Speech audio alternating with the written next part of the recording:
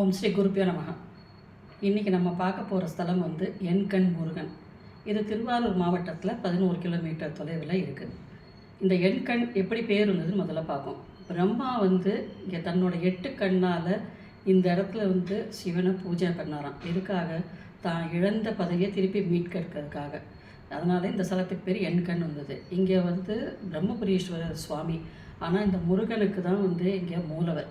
இங்கே அவர் பேர் சண்முகநாதன் பேர். ஒரு ஜாதகத்தில் 6 குடைவன் 2ஆம் இடத்துல இருந்தான்னு இந்த ஸ்தலம் அவளுக்கு ரொம்ப எடுத்து கொடுக்குற ஸ்தலம். சண்முகம்னு பேர் இருக்கும் அவளுக்கு, இல்லை ஆறுமுகம்னு பேர் இருக்கும். இந்த மாதிரி அமைப்பு அவளுக்கு இருக்கும். சரி, இந்த எண்கண் முருகனை பற்றி கொஞ்சம் பார்ப்போம். எண்கண் முருகன் ஒரே சிப்பி, அதாவது சிக்கல் 8 குடிங்கிற இடம், அப்புறம் இந்த எண்கண், இந்த 3 இடத்துலையும் இந்த சிலையை பண்ணது ஒரே சிற்பி தான். சிக்கலில் ஒரு அரசன் அந்த சிற்பியை கூப்பிட்டு பண்ண சொல்லியிருக்காரு. அந்த சிற்பி பேர் பவித்ரன் பேர். அந்த பவித்ரன் அந்த சிக்கலில் சிலை பண்ணும்போது ரொம்ப அழகாக இருந்தான். அப்படியே உயிரோட்டமாக தத்ரூபமாக இருந்தான். இதை பார்த்துட்டு அந்த அரசர் இந்த மாதிரி அழகு உள்ள சிலையை நீ இனிமேல் வேறு எங்கேயும் பண்ணக்கூடாதுன்னு சொல்லி அந்த சிற்பியோட கட்டவரில் கட் பண்ணிட்டார். இருந்தாலும் அந்த சிற்பி முருகன் மேலே இந்த பக்தினால் மேற்கொண்டு இந்த 8 குடியில் சிற்பம் பண்ணியிருக்கார். ஆனால் அந்த சிக்கலில் பண்ணதோட இங்கே இன்னுமே ரொம்ப நல்லா அமைஞ்சதுனால ரொம்ப அழகாக இருந்தது. அவர் இந்த செய்தி மன்னனுக்கு எட்டினது போக நான் எங்கேயும் பண்ணக்கூடாதுன்னு ஒன்று சொல்லியிருக்கேன், ஆனால் நீ பண்ணிட்ட அப்படின்ட்டு அவனோட கண்ணை குருடாக்கிடுன்ட்டாரான். இந்த சிற்பியோட கண்ணை குருடாக்கிட்டா. ஆனால் இந்த சிற்பியை இந்த முத்தரசன் அப்படிங்கிற அந்த அரசன் இங்கே எண்கண்ணில் சிலை பண்ண சொல்லியிருக்கான்.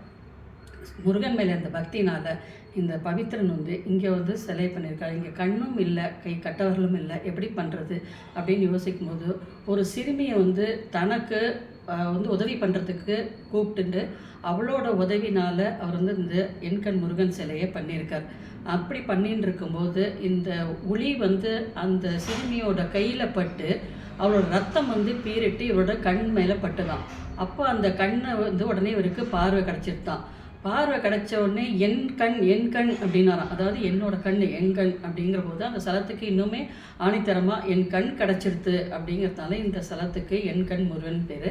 இந்த ஸ்தலம் உயிரோட்டமாக ரொம்ப அருமையாக நல்லா இருக்கும். அதாவது தான் இழந்த பதவியை மீட்ட ஸ்தலம் இது. தனக்கு கண்ணு கிடைச்ச ஸ்தலம் இது. இன்னொருத்தருக்கு கண்ணு கிடைச்ச ஸ்தலம் இது. இதனால் இது இங்கே இன்றைக்கும் சிற்பியோடைய அந்த என்ன சொல்வா ஜீவசமாதி இன்றைக்கும் அங்கே இருக்குது. எல்லோரும் இந்த சிற்பிக்கும் இன்றைக்கி பூஜை பண்ணிட்டு இருக்கா. அந்த மாதிரி ஒரு பக்தி உள்ள இது. இந்த எண்கண் முருகனை போய் யாரெல்லாம் பார்க்கலாம், எப்படியெல்லாம் பார்க்கலாம்ங்கிறது ஒன்று இருக்குது.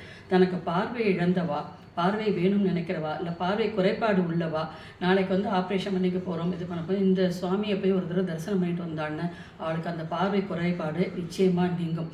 தான் இழந்த பொருளோ இழந்த பதவியோ தனக்கு திருப்பி வேணும் அப்படிங்கிறவா. இப்போ லக்னத்தில் சனி இருக்கிறவா பார்த்தீங்கன்னா ஒரு காலகட்டம் ரொம்ப நல்லா சம்பாதிப்பா. ஆனால் ஒரு காலகட்டத்தில் சம்பாதிச்சு அத்தனையும் இழந்துருவா. இழந்ததை திருப்பி மீட்கணும் அப்படின்னா இந்த எண்கண்ணுக்கு ஒரு தடவை போயிட்டு வந்தான்னு நிச்சயமாக இழந்ததை அவளால் திருப்பி மீட்டெடுக்க முடியும். திருமண பாக்கியம் வேணுங்கிறவா, ரொம்ப தடைப்பட்டுகிட்டே இருக்கின்ற இந்த ஸ்தலத்துக்கு போயிட்டு வாங்குவோம். நிச்சயமாக அடுத்த 3 விசாகத்துக்குள்ளே உங்களுக்கு ஒரு விசாகத்துக்கு போயிட்டு குழந்தை பாக்கியம் வேணுங்கிறவா ஒரு விசாகத்து அன்றைக்கி போயிட்டு பூஜை பண்ணிவிட்டு இது மாதிரி ஒரு 27 விசாகம் பண்ணுறதுக்குள்ளே அவளுக்கு அவசியம் நிச்சயமாக குழந்தை பாக்கியம் கிடைக்கும். வீடு அமையும், புத்திரஸ்தானம் உறுதியாகும், திருமண பாக்கியம் கிடைக்கும், தான் இழந்த பொருளை அவளால் திருப்பி மீட்டுக்க முடியும். இந்த மாதிரி அமைப்புள்ள இடம் தான் இந்த எண்கண் முருகன் ஸ்தலம். திருவாரூர் மாவட்டத்திலேருந்து 13 கிலோமீட்டர் தொலைவில் இருக்குது. ஒரு தடவை அவசியம் போயிட்டு வாங்க. ஜாதகத்தில் 6 குடைவன் 2ஆம் இடத்துல இருக்கும்போதும் அவளும் இந்த ஸ்தலம் போயிட்டு வரும்போது ரொம்ப சூப்பராக வேலை செய்யும். அவளுக்கு ரொம்ப பாசிட்டிவ் அத்தனையும் அவளுக்கு என்னென்ன சௌபாக்கியங்கள் வேணுமோ அத்தனையும் கிடைக்க பெறக்கூடிய ஸ்தலம் தான் எண்கண் முருகன் ஸ்தலம்.